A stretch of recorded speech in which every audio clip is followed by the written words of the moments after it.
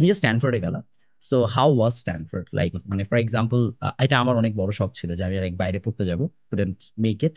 বুয়েটে পড়েছি, বুয়েটের একটা আলাদা হচ্ছে এনভায়রনমেন্ট ছিল বাট নট।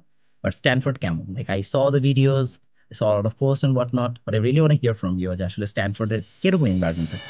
খুব ভালো প্রশ্ন, এটা আমি শেয়ার করতে পারবো। আমার জীবনে অলমোস্ট 5 বছর আমি ওখানে কাটিয়েছি, গ্রাজুয়েশনের পরও 1 বছর কোম্পানি নানান কাজ নিয়ে।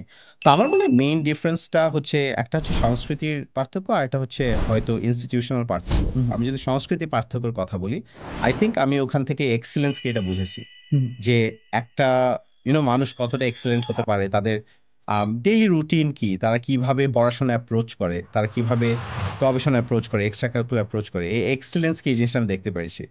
যেমন আমার কিছু ফ্রেন্ড আছে যারা ওপেন এআইতে কাজ করে, যারা চ্যাট জিপিটি বানায়, রাইট? হুম হুম আমার নিজের অনেক পার্সোনাল ফ্রেন্ড আছে যারা অনেক সাকসেসফুল স্টার্ট আপ বানাচ্ছে বা কাজ করছে। সো ওদের কাছ থেকে এক্সেলেন্স শেখাটা একটা বড় পাওয়া। দ্বিতীয়ত আমি বলবো ফ্যাকাল্টির কোয়ালিটি। যেমন আমাদের পিক্সারের হয়তো অনেকে নাম জানে, রাইট? টয় স্টোরি এক্সেট্রা, তাদের কো ফাউন্ডার প্যাট হ্যান্ডারহ্যান, হুম কে স্ট্যানফোর্ডের প্রফেসর।